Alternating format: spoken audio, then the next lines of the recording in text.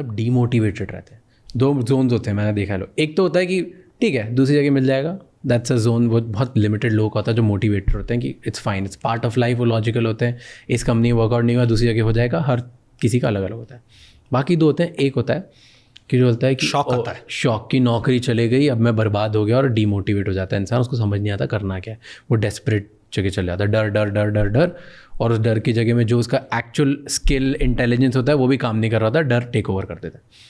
दूसरे टाइप के लोग होते हैं रिवेंज में होते हैं मैं इस कंपनी को बताऊंगा इसने मेरे को कर कैसे दिया मैं अब लिंक्डइन पे लिखूंगा, मैं ये करूंगा, मैं मारूंगा, मैं इनके नाम बदनाम करूंगा। दोनों जगह नेगेटिव एनर्जीज आपको टेक ओवर कर देती है।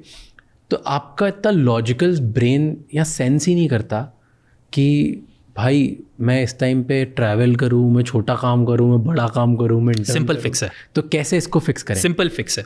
देखिए, एक रियलिटी है कि जो भी आपका पॉडकास्ट अभी सुन रहा है, किसी की नौकरी परमानेंट नहीं है।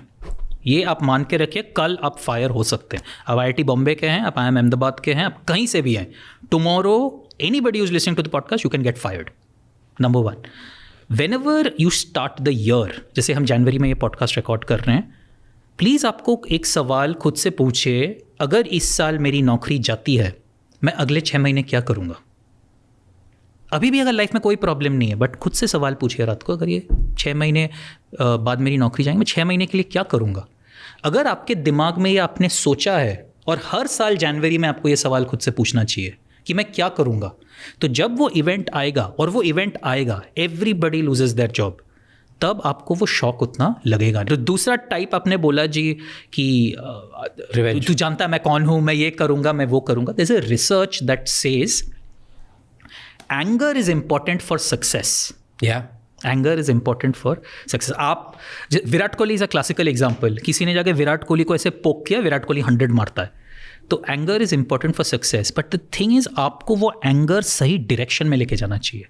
अगर आप ग्लास डोर पे जाके कचरा लिखेंगे कोई फ़ायदा नहीं होगा, बट आप सुबह 5 बजे उठ के कुछ स्किल सीखेंगे 6 महीने, that anger will deliver results for you. तो वो एंगर को चैनलाइज करना बहुत ज़रूरी है। बहुत लोग ये भी बोलते हैं कि हम एक कंपनी में ज्वाइन करा, हम लोग बहुत एक्साइटेड थे, हमें बहुत काम करना था, बहुत एम्बिशियस थे, उसके बाद लेकिन उस कंपनी का स्टैंडर्ड बहुत ऊपर था, तो वो अचीव करने के चक्कर में ना बर्नआउट हो गया। What do you feel, burnout क्यों होता है? I have a different theory, I tell you, what do you think burnout क्यों होता है? आई थिंक बर्नआउट इसलिए होता है कि एक तो वो कंट्रोल की बात आती है, दूसरा है आप अपने काम में वैल्यू नहीं देख रहे हैं। अगर आप जो दिन में 8-10 घंटे काम कर रहे हैं, आपको लग रहा है कि वैल्यू है, वैल्यू का मतलब क्या है? फॉर एग्जांपल, जर्मनी में मैन्युफैक्चरिंग में लोग बहुत खुश हैं, people who make Mercedes cars, BMW cars. तो लोगों को एक बार रिसर्च किया गया कि ये फैक्ट्री वर्कर्स जो इतना मतलब लो लेवल का काम करते इतने खुश क्यों हैं? Because they could see the output of their product. मैंने एक स्क्रू डाला, वो BMW गाड़ी में गई, मैंने एक छोटा सा स्क्रू डाला, वो गाड़ी में गई, ऐसी 20,000 गाड़ियाँ बन रही है। तो why they are so happy is because of their small input, they can see where it fits in to the larger scheme of things. That is why manufacturing workers in Germany are so happy. So the insight is, अगर एक company को young workers handle करने हैं, उनको बोलना पड़ेगा आप भले एक ही स्लाइड बना रहे हो, बट उस slide where does it fit in to the big picture of our product. जब वो एम्प्लॉय समझेगा कि मेरा एक ही स्लाइड से यहाँ पे फिट हो रहा है, ऑटोमेटिकली वो काम करना लाइन पे आ जाएगा, क्योंकि उसको बिग पिक्चर दिख रहा है। अभी उसको लग रहा है यार ये तो मेरे से एक एक्सेल टेबल करा रहा है, बट अगर कल उसको बोला जाएगा तू ये एक्सेल टेबल कर रहा है, इसमें से मैं निकालूंगा कौन सा रीजन में प्रायोरिटी है, उसमें से मैं नया प्रोडक्ट लॉन्च करूंगा, उससे मेरा 2% बिजनेस आएगा, जो फुल पिक्चर उसको समझ में आएगा, फिर उसको लगेगा यार मेरे काम से तो बहुत हो रहा है। That is the take on how you show an employee कि आपके कॉन्ट्रीब्यूशन से कंपनी को क्या फायदा हो रहा है। That is one. तो burnout will never happen till the employee has control and till the employee believes his work is adding value. Burnout will never happen. It makes sense. And मुझे ये भी लगता है कि बर्नआउट इसलिए नहीं होता कि तुम्हें बहुत काम करना पड़ रहा है या तुम बहुत स्ट्रेस्ड हो। बर्नआउट इसलिए होता है कि तुम्हारी कोई एक इंटरनल वैल्यू या इमोशनल नीड मेट नहीं हो रही। लाइक तुम चाहते हो कि तुम्हारी इमोशनल नीड है मुझे खुश रहना है, और तुम्हें काम से मिल नहीं रही है। तुम्हारी अगर एक इमोशनल नीड है कि तुम्हें लोग इम्पोर्टेंस दें, वो तुम्हें तुम्हारे काम से मिल नहीं रही है। तुम्हारी अगर एक इम्पॉर्टेंट नीड है कि मुझे अप्रिसिएशन चाहिए, या तुम्हें ऐसा है कि मुझे सेफ्टी चाहिए, फैमिली लाइक फील करना है, या सिक्योर प्लेस चाहिए, अगर वो एक इमोशनल नीड मीट नहीं हो रही ना, या ग्रोथ किसी के लिए बहुत बड़ी इमोशनल नीड हो सकती है, जब वो इमोशनल नीड मीट नहीं होती तब बर्नआउट फील होता है। नॉट कि मुझे काम ज़्यादा करना पड़ता है। बहुत लोग बहुत कम काम करते हैं तो भी बर्नआउट फील करते हैं, बहुत लोग बहुत ज़्यादा काम करते हैं तो भी बर्नआउट नहीं फील करते हैं, क्योंकि जो उनकी इंटरनल इमोशनल नीड्स है वो मीट हो रही है। तो हियर्स अ क्वेश्चन जो मेरे कोच ने मुझसे पूछा था कि लिखो top 3 values, what do you want in your life, right, तुम क्या करना चाहते हो। तो मैंने बोला मतलब क्या होता है ये, भाई कि नहीं लाइफ में फॉरगेट वर्क, तुम सब भूल जाओ, सिर्फ 3 चीज़ ऐसी लिखो कि जो तुझे बहुत इंपॉर्टेंट, तुझे वो चाहिए ही चाहिए, कुछ भी करेगा ज़िंदगी में वो तीनों चाहिए ही चाहिए, राइट, कुछ भी हो, पैसा, वेल्थ, मतलब वेल्थ है, हेल्थ है, फैमिली है, रिलेशनशिप्स है, ग्रोथ है, एडवेंचर है, इम्पॉर्टेंस है, जो भी है, जस्ट राइट इट डाउन। तो हमने वो टॉप 3 चीज़ें लिखी, एंड देन इज़ लाइक सी, अब जो तू काम करता है उससे ये तीनों आता है कि नहीं आता है।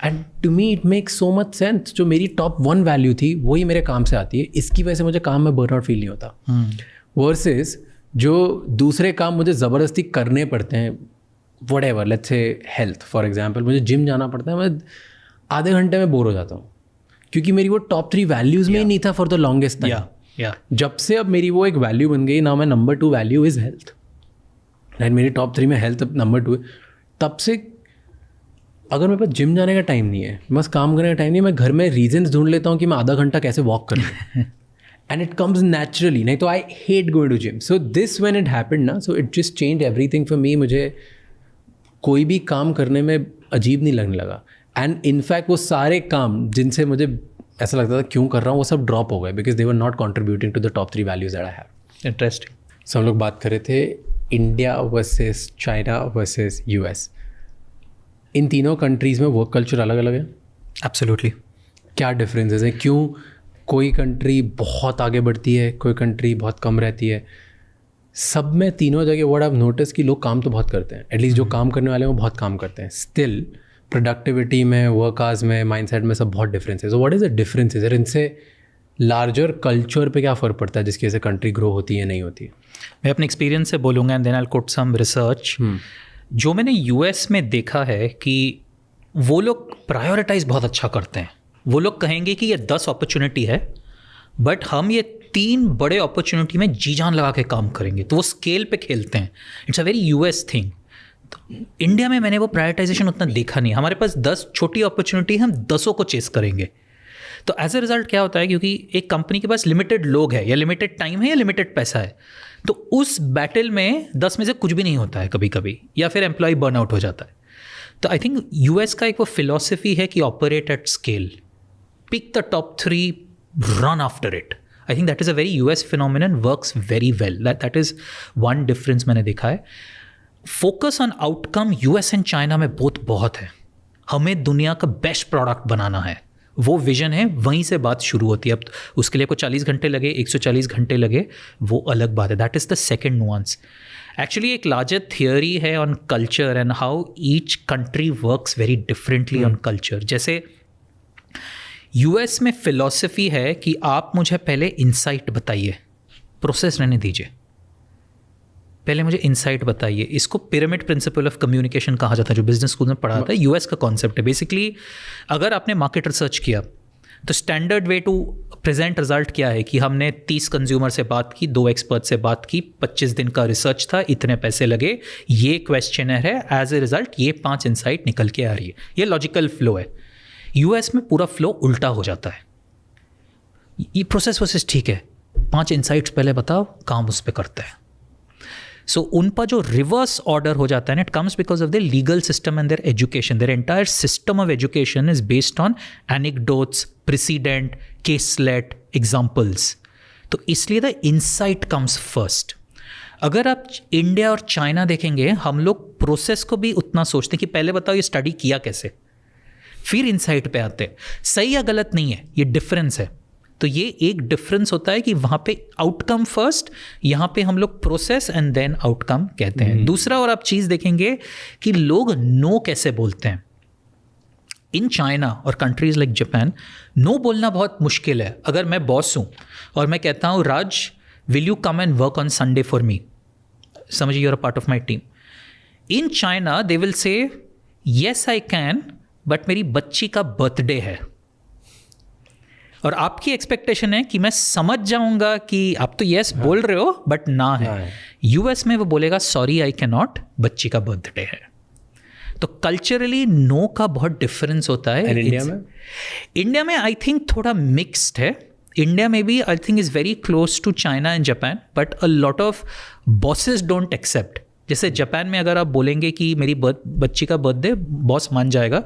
इंडिया में शायद बॉसेस मानते नहीं है, या नो है ही नहीं. नो है ही नहीं, नो कॉन्सेप्ट नहीं है. So that is another difference in culture that comes.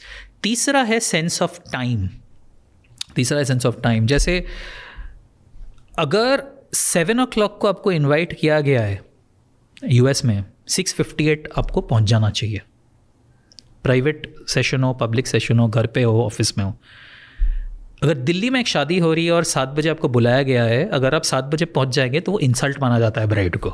अगर दिल्ली में 7 बजे शादी हो रही है तो रात के 12 बजे जाइए, वो है लेट. तो इंडिया में जो कंट्रोल ऑफ टाइम है, और ये सही गलत नहीं है, ये हमारा कल्चर है कि हम 7 बजे मतलब ऑफिस का मीटिंग अगर 11 बजे शुरू हो रहा है, हम 11 बजे नहीं आते. अ lot of Asian cultures don't. US में 11 बजे मतलब 11 बजे मीटिंग शुरू होगी. जर्मनी में 11 बजे मतलब 10:58 को मीटिंग शुरू होगी.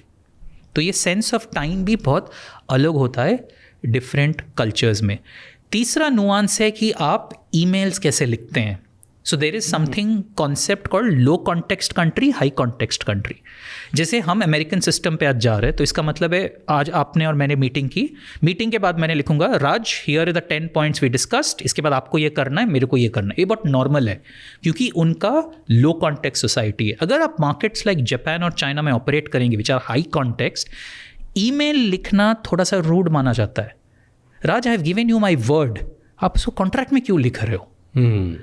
सो here are small nuances that come in different working cultures कि कहाँ पे ईमेल लिखा जाता है, कैसे नो बोला जाता है, कौन से टाइम पे मीटिंग शुरू होती है. एक और है concept between the working cultures is concept of trust. We have been touching upon कि ट्रस्ट बहुत ज़रूरी है. ट्रस्ट से बिजनेस आता है. यूएस में trust is what is called head led trust. मतलब if I believe you are good at your work, और अगर आप मेरे सोशल सर्कल में नहीं है बट मैं समझता हूँ आप अपने काम में गुड है, I will do business with you. China में something called heart led trust which is also in India. और ये कॉन्सेप्ट आता है कॉल्ड गुआनजी. इसका मतलब ये है कि you may be good at your work, अगर आप मेरे सोशल सर्कल में नहीं है मैं आपसे बिजनेस नहीं करूँगा. तो यूएस और चाइना में हार्ट लेड ट्रस्ट है, यूएस में हेड लेड ट्रस्ट. इसका मतलब क्या है, अगर आप बिजनेस करेंगे, चाइना और इंडिया में हार्ट लेड ट्रस्ट है. अगर आप बिजनेस करेंगे इन इंडिया, चाइना, यूएई, इन 3 मार्केट में, spend time on dinners, spend time getting to know them personally. ये आपको बिजनेस में बहुत हेल्प करेगा. I did a workshop in Dubai. पिछले दिन 3 घंटे मैंने डिनर पे स्पेंड किया, अगले दिन ऑफिस में 15 मिनट में काम खत्म हो गया. बिकॉज ये हार्ट लेड ट्रस्ट का मॉडल है. तो the role of the dinner, role of the personal time is very very important in high context culture. US में अगर आप 3 घंटा डिनर पे स्पेंड करेंगे वो आपको पागल समझेगा. बट ये सब काम से ट्रस्ट का डेफिनेशन बहुत अलग है. जैसे आप चाइना में ऑपरेट कर रहे हैं, यूएस में you can do cold calling. आप लिंक्डइन में किसी को लिख सकते हैं, वो रिस्पॉन्ड करेगा शायद. चाइना में नहीं करेगा क्योंकि आप उसकी सोशल सर्कल में नहीं है. तो जब तक उसकी इनर सर्कल से आपको कोई रेफरेंस नहीं दे रहा है, आप उस सर्कल में बिजनेस नहीं कर सकते. Wow. So that is heart led trust, this is head led trust, and this is how working cultures differ. तो ये काम करना और बढ़ाना और समझना, it's like very difficult. India में is more like China, right? India is, it depends. Certain axes पे हम लोग स्लाइटली लाइक यूएस. जैसे हमें ईमेल लिखने का कल्चर है, हाँ, कोल्ड ईमेलिंग, कोल्ड कॉलिंग का है, बट ट्रस्ट में हम मोर हार्ट लेड हैं. एक बार आपसे मेरी दोस्ती बन गई, मैं आप ही के साथ बिजनेस करूंगा. So much for watching this podcast till the and. अब आपको 3 चीज़ें करनी है. सबसे पहले इस चैनल को सब्सक्राइब कर लो. नंबर 2, कमेंट्स में हमें बताओ कि और कौन से गेस्ट हैं एंड और ऐसे कौन से टॉपिक्स हैं जिनमें आप चाहते हो कि हम पॉडकास्ट बनाएं और आपकी उससे ज़्यादा बेटर हेल्प होगी एंड आपको ज़्यादा वैल्यू मिलेगी. एंड नंबर 3, ये एपिसोड किसी एक इंसान के साथ ज़रूर शेयर करना जिसकी लाइफ में एक पॉजिटिव चेंज आएगा, जिसको इस पॉडकास्ट कॉन्वर्जेशन सुनने के बाद लाइफ में हेल्प होगी, क्योंकि एक conversation is enough to change someone's life. I'll see you next time. Until then, keep figuring out.